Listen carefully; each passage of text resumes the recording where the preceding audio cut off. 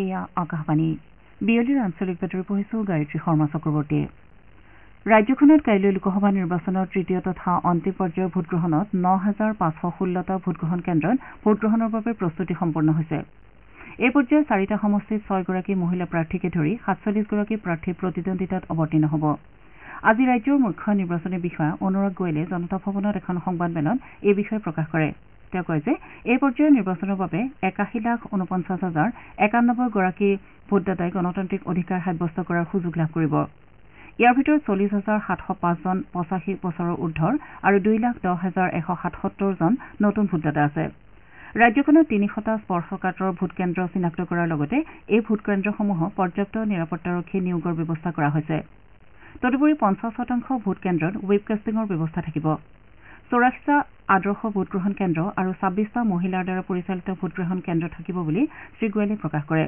তেওঁ কয় যে ভোট কেন্দ্ৰসমূহত ন্যূনতম সা সুবিধা থকাটো নিশ্চিত কৰা হৈছে ইপিনে তৃতীয় পৰ্যায়ত নিৰ্বাচনী আচৰণ বিধি উলংঘা সম্পৰ্কীয় 221টা অভিযোগ লাভ কৰা হৈছে আৰু ইয়াৰে 219টা নিষ্পত্তি কৰা হৈছে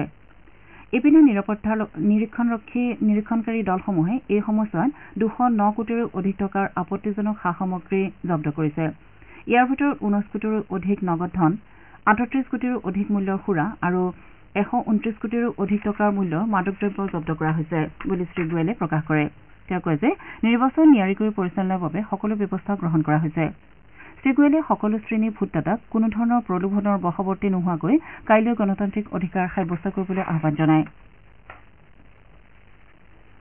তৃতীয় পৰ্যায়ত কাইলৈ ৰাজ্যৰ 4টা সমষ্টিত হ'বলগীয়া লোকসভা নিৰ্বাচনৰ বাবে সংশ্লিষ্ট জিলা প্ৰশাসনসমূহে যাৱতীয় প্ৰস্তুতি সম্পূৰ্ণ কৰি তুলিছে কাইলৈ পুৱা 7 বজাৰ পৰা বিয়লি 5 বজালৈ গুৱাহাটী বৰপেটা ধুবুৰী আৰু কোকৰাঝাৰ সমষ্টিৰ বাবে ভোটগ্ৰহণ কৰা হ'ব সমষ্টিকেইটাৰ অন্তৰ্গত জিলাসমূহৰ প্ৰশাসন তথা নিৰ্বাচন বিভাগসমূহে ভোটগ্ৰহণ প্ৰক্ৰিয়া স্বচ্ছ শান্তিপূৰ্ণ আৰু নিয়াৰিকৈ সম্পন্ন কৰাৰ বাবে কাৰ্যকৰী ব্যৱস্থা গ্ৰহণ কৰিছে ভোটগ্ৰহণ কেন্দ্ৰসমূহত পৰ্যাপ্ত সুৰক্ষাকৰ্মী নিয়োগ কৰাৰ লগতে স্পৰ্শকাতৰ হিচাপে চিহ্নিত ভোটগ্ৰহণ কেন্দ্ৰসমূহক সুৰক্ষা ব্যৱস্থা অধিক কটকটীয়া কৰি তোলা হৈছে তদুপৰি প্ৰতিটো ভোটগ্ৰহণ কেন্দ্ৰতে ভোটদানৰ সময়ত ভোটদাতাসকলৰ সুবিধা হোৱাকৈ ব্যৱস্থাসমূহ ৰখাৰ দিহা কৰা হৈছে বিশেষকৈ দিব্যাংগ ভোটদাতাৰ বাবে ৰেম্প প্ৰসূতি মাতৃসকলৰ বাবে শিশুক দুগ্ধপান কক্ষৰ ব্যৱস্থা খোৱাপানী শৌচাগাৰ বিদ্যুৎ যোগানকে ধৰি সকলো ব্যৱস্থা গ্ৰহণ কৰা হৈছে প্ৰতিটো ভোটগ্ৰহণ কেন্দ্ৰৰ বাবে নিয়োজিত বিষয়া কৰ্মীসকল নিজ নিজ কেন্দ্ৰত ইভিএম সহ উপস্থিত হৈছে বৰপেটা সমষ্টিত কাইলৈ হ'বলগীয়া নিৰ্বাচনৰ বাবে বৰপেটাৰ মাধৱ চৌধুৰী মহাবিদ্যালয়ৰ পৰা ভোটগ্ৰহণৰ দায়িত্বত নিয়োজিত বিষয়াৰ দলসমূহ আজি ৰাওনা হয়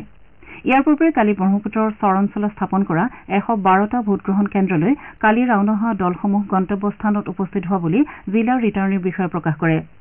জিলাখনত 1034টা ভোটগ্ৰহণ কেন্দ্ৰ আছে আনহাতে 10টা কেন্দ্ৰ মহিলাৰ দ্বাৰা আৰু 4টা বিশেষভাৱে সক্ষম বিষয়াৰ দ্বাৰা পৰিচালিত হ'ব বৰপেটা সমষ্টিৰ অন্তৰ্গত বঙাইগাঁও জিলাৰ প্ৰিজাইডিং আৰু পুলিং বিষয়াসকল আজি সংশ্লিষ্ট ভোটগ্ৰহণ কেন্দ্ৰসমূহত উপস্থিত হৈছে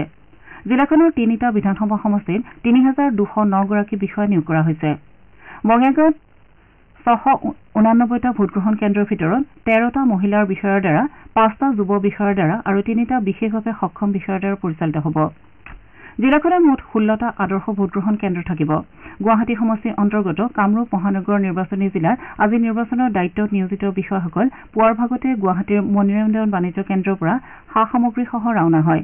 জিলাখনৰ ৰিটাৰ্ণিং বিষয়া সুমিত সত্তাৱানে প্ৰকাশ কৰা মতে জিলাখনত 1026টা ভোটগ্ৰহণ কেন্দ্ৰৰ ভিতৰত 100টা ভোটগ্ৰহণ কেন্দ্ৰ মহিলাৰ দ্বাৰা পৰিচালিত হ'ব আনহাতে 26টা আদৰ্শ ভোট কেন্দ্ৰ থাকিব জিলাখনত প্ৰায় 7,000 বিষয়া কৰ্মচাৰী নিয়োগ কৰা হৈছে ভোটকেন্দ্ৰসমূহত 3টাকৈ শাৰী থাকিব আৰু এটা পুৰুষৰ আনটো মহিলাৰ হোৱাৰ লগতে তৃতীয়টো জ্যেষ্ঠ নাগৰিক দিব্যাংগ আৰু সন্তান সম্ভৱাসকলৰ বাবে ৰখা হ'ব কামৰূপ মহানগৰ নিৰ্বাচনী জিলাত 10,50,000ৰো অধিক ভোটদাতা আছে বুলি তেওঁ প্ৰকাশ কৰে কোকৰাঝাৰ লোকসভা সমষ্টিৰ অন্তৰ্গত চিৰাং জিলাৰ চিডলি চিৰাং বিধানসভা সমষ্টিত 1,184 গৰাকী বিষয়া কৰ্মচাৰী নিয়োগ কৰা হৈছে সমষ্টিটোৰ স্পৰ্শকাতৰ ভোটগ্ৰহণ কেন্দ্ৰসমূহত মাইক্ৰ অবজাৰ্ভাৰ নিয়োগ কৰা হৈছে আমাৰ এতিয়াৰ বাতৰি ইমানতে অন্ত পৰিল